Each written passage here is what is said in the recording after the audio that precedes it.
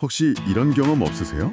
정말 큰 프로젝트를 끝내거나 오랫동안 원했던 목표를 이뤘는데 후련함보다는 마음 한쪽이 뻥 뚫린 것 같은 기분? 아, 네네. 그 느낌 알죠? 다 끝났는데 이제 뭘 해야 하지?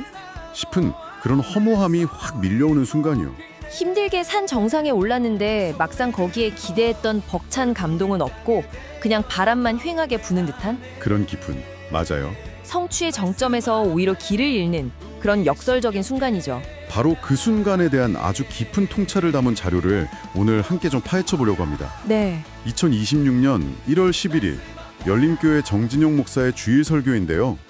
배경이 아주 흥미롭습니다. 지금으로부터 약 2500년 전 폐허가 된 도시의 성벽을 단 52일 만에 재건하는 데 성공한 사람들의 이야기예요. 네, 바로 구약성경 느헤미야서 8장에 나오는 이야기죠.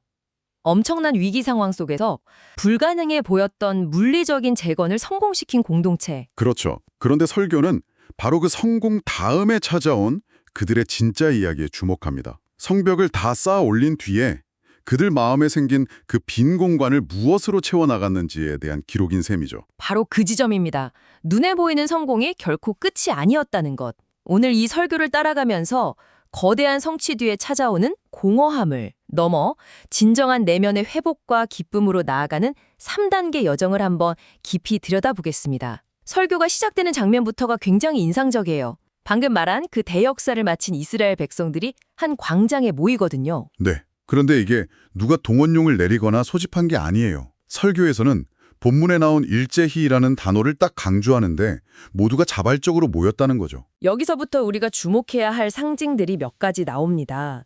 우선 설교에서 짚어주는 시기인데요. 시기요? 네, 이들이 모인 때가 일곱째 달이에요. 유대 종교력으로는 이게 새해, 그러니까 7월 1일이 신년의 시작이거든요. 아, 그렇군요.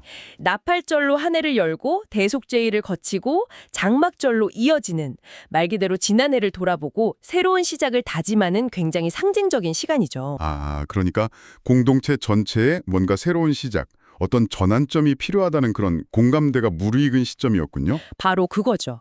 분위기가 이미 쫙 조성된 거예요. 그리고 더 놀라운 건 참여자입니다. 참여자요? 설교에 따르면 모든 백성이라는 표현이 이 장에만 무려 10번이나 반복된다고 해요. 10번이나요? 네. 이게 그냥 하는 말이 아니라 남자, 여자, 그리고 심지어 알아들을 만한 아이들까지 말 그대로 공동체 구성원 전체가 한 마음으로 움직였다는 겁니다. 당시 사회 구조를 생각하면 이건 정말 이례적인 일이죠. 장소도 좀 의외였어요. 보통 이런 중요한 모임은 가장 거룩한 장소, 그러니까 성전에서 할 것 같은데 이 사람들은 수문 앞 광장이라는 아주 평범한 공간에 모였더라고요. 이건 어떤 의미가 있을까요? 설교는 그 지점을 아주 예리하게 파고들어요. 광장이라는 곳이 어떤 곳인가요? 시장 같은 곳이죠. 사람들이 모이고 물건도 사고 팔고. 맞아요. 소식을 나누고 때로는 다투기도 하는 가장 일상적이고 생생한 삶의 현장이잖아요. 회복이라는 것이 어떤 신성하고 특별한 장소에서만 일어나는 게 아니라 바로 우리 삶의 한복판, 이 평범한 일상 속에서 시작되어야 한다는 걸 보여주는 굉장히 중요한 상징인 셈이죠. 그런 메시지군요.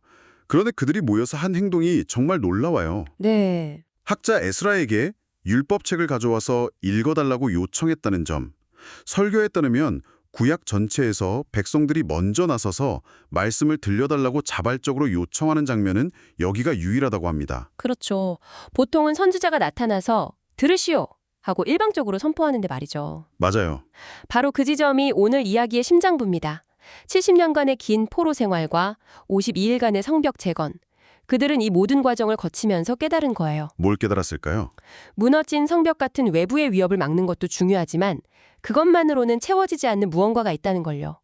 우리를 우리답게 만들어주고 삶의 방향을 알려주는 내적인 기둥, 그 정신적인 중심축이 완전히 비어 있었다는 사실을 비로소 직면하게 된 겁니다. 아, 그 공허함의 정체가 바로 그거였군요. 그래서 그 빈 중심을 채우기 위해 말씀을 찾게 된 거고요. 네, 설교는 이 상태를 영적인 갈급함이라고 표현합니다. 모든 게 안정된 것 같고 큰 성공을 이뤘는데도 마음속에 채워진 않는 허전함. 어쩌면 지금 당신이 느끼는 그 성취 뒤의 공허함도 비슷한 신호일 수 있다는 거죠. 삶의 가장 중요한 중심이 비어있다는 영혼의 목마름 말입니다. 자, 그래서 백성들의 요청에 따라 에스라가 율법책을 낭독하기 시작하는데요. 새벽 6시부터 정오까지 무려 6시간 동안 낭독이 이어집니다. 네, 6시간 동안요. 사람들은 모두 일어서서 그 말씀을 듣고 경배하는데 그 직후에 정말 이상한 반응을 보여요. 모두가 울기 시작했다는 겁니다. 6시간이나 서 있어서 다리가 아파서 우는 건 아닐 테고 이게 대체 무슨 눈물이었을까요? 그럴 수도 있겠지만 설교는 그 눈물의 근원을 파고들면서 이제 두 번째 단계로 넘어갑니다. 네. 결론부터 말하면 그 눈물은 깨달음의 눈물이었어요. 그런데 이 깨달음의 과정이 좀 특별합니다. 어떻게 특별했죠? 당시 백성들은 오랜 포로 생활을 그치면서 모국어인 히브리어를 거의 잊어버리고 그 당시 국제 공용어였던 아람어를 주로 사용했거든요. 아, 그럼 율법책에 쓰인 고대 히브리어는 거의 외국어처럼 들렸겠네요. 정확해요. 이건 단순히 외국어 강연을 듣는 수준이 아니에요. 우리로 치면 갑자기 고려시대의 언어로 된 우리 헌법의 정신을 듣는 느낌이랄까요? 와, 전혀 와닿지 않겠는데요? 그렇죠. 단어 몇 개는 알 것 같은데 전체적인 의미는 와닿지 않는 나와는 단절된 과거의 이야기처럼 들렸을 겁니다. 그런데 바로 이때 레위인들이 아주 결정적인 역할을 합니다. 레위인들이요? 네, 에스라가 히브리어로 한 구절을 읽으면 레위인들이 백성들 사이사이에 흩어져서 그것을 당시 언어인 아람어로 동시통역을 해주고 그 의미를 풀어서 설명해 준 거예요. 아, 그냥 번역만 한 게 아니라 해설까지 곁들여서요? 맞습니다. 이 구절은 이런 뜻이고 이것이 바로 우리 조상들이 약속을 어겨 벌을 받았던 그 사건과 연결됩니다. 이런 식으로요.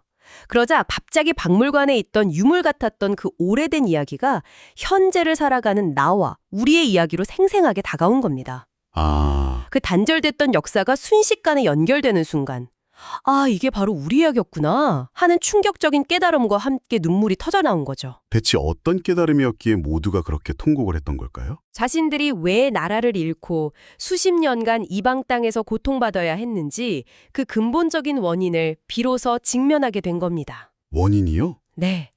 율법에서 그토록 경고했던 불의와 탐욕, 가난하고 약한 이들을 외면했던 교만과 불순종이 바로 자신들의 죄였음을 깨달은 거죠. 오래된 말씀이 날카로운 거울이 되어서 애써 외면하고 있던 자신들의 진짜 모습을 남김없이 비춰버린 거예요. 생각만 해도 정말 고통스러운 순간이었겠네요. 자신의 가장 부끄러운 모습을 정면으로 마주하는 거니까요. 엄청나게 고통스럽죠. 설교는 이 순간을 히브리서 4장에 하나님의 말씀은 살아있고 활력이 있어 혼과 영과 및 관절과 골수를 찔러 쪼개기까지 한다는 구절에 빗대어 설명합니다. 찔러 쪼갠다라. 네, 마치 의사가 마취도 없이 환부를 정확히 찾아내 도려내는 수술처럼 아프지만 병의 진짜 원인을 찾아내야만 치유가 시작될 수 있는 것처럼 이 고통스러운 자기 직면 없이는 진정한 회복도 불가능하다는 겁니다. 알겠습니다. 그러니까 첫 번째 단계가 자발적으로 삶의 중심을 찾는 것이었다면 두 번째는 그 중심, 즉 말씀에 자신을 비춰보며 고통스럽더라도 진실을 마주하는 거군요. 맞습니다. 그런데 이야기가 여기서 또 한 번 예상치 못한 방향으로 흘러가요. 백성들이 그렇게 자신의 잘못을 깨닫고 가슴을 치며 통곡하고 있는데 지도자들이 나타나서 외칩니다. 울지 마시오.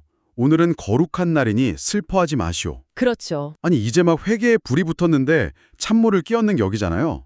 좀 이상하게 들리는데요. 보통의 지도자라면 그래, 더 깊이 회개하고 더 많이 울어야 한다고 독려했을 법도 한데 말이죠. 그러니까요. 설교는 바로 이 지점에서 회복의 세 번째, 그리고 가장 중요한 단계로 나아갑니다.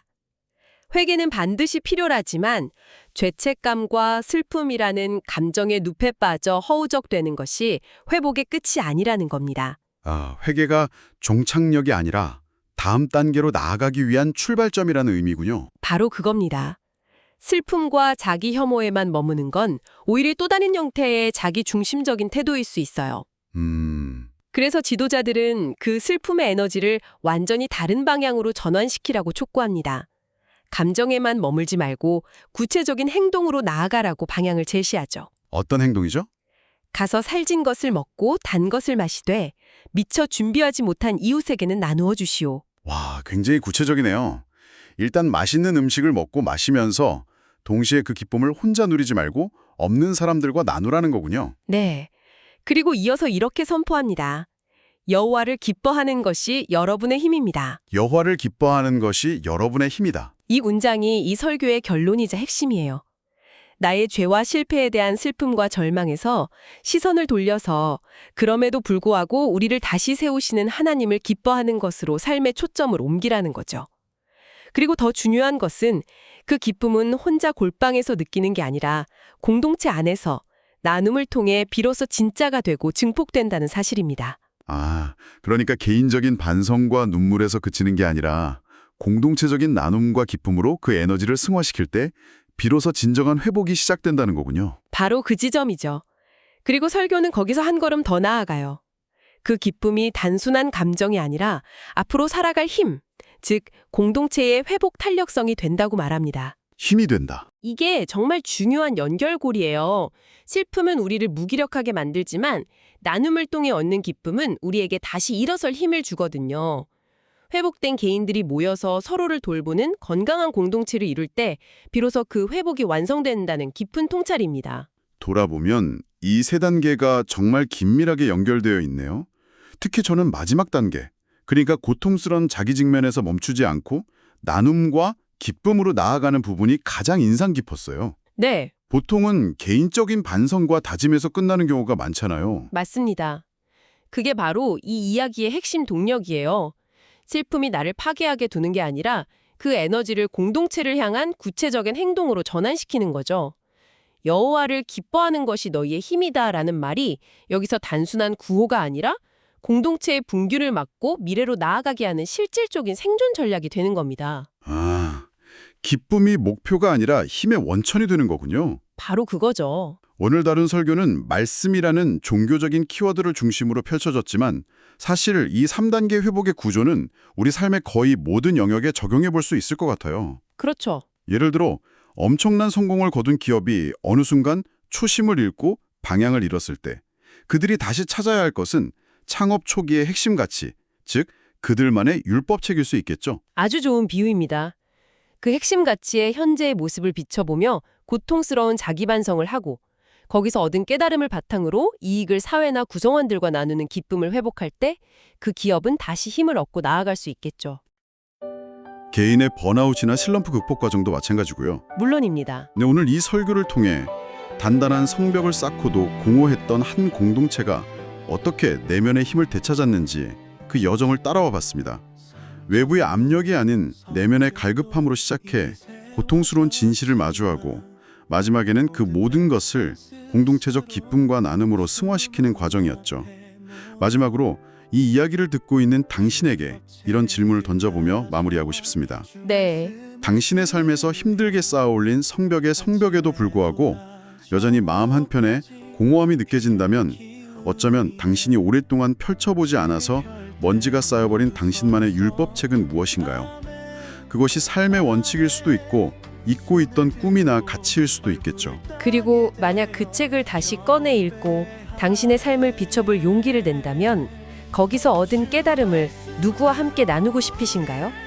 그 나눔을 통해 당신의 삶에 어떤 새로운 힘이 솟아나기 시작할지 한 번쯤 조용히 생각해 볼 시간이 되었을지도 모르겠습니다.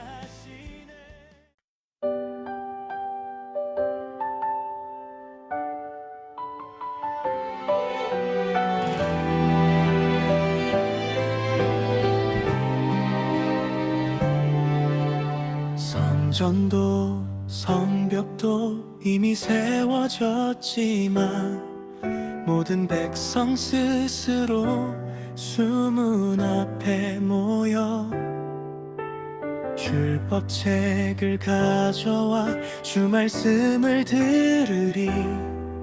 아침에도 다 정오까지 귀를 기울이네. 책을 펼 때 모두 서서 아멘 아멘 손을 들고 얼굴을 땅에 대어 경배하네. 주 말씀으로 우리를 다시 일으키소서. 오늘은 주의 성일 슬퍼 말라 하시네.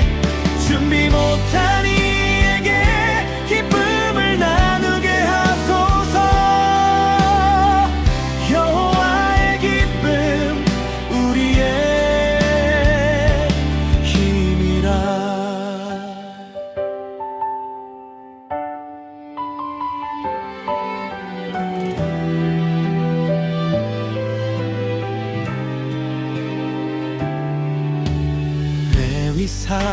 곁에서 뜻을 밝히 들으니 해석된 그 말씀에 눈물이 흘러도 정죄 아닌 은혜로 우리를 세우시니 회개 머물지 않고 기쁨으로 나가네. 말씀을 깨달을 때 우리 모두 살아나네. 아멘 아멘. 응답하여 길을 걷게 하소서. 주 말씀으로 우리를 다시 일으키소서. 오늘은 주의 성일 슬퍼 말라 하시네. 준비 못한 이에게 기쁨을 나누게 하소서. 여호와의 기쁨 우리의 힘이라. 먹고 마시라 또 나누어 주라. 오늘은 주의 성일이라. 말씀의 빛이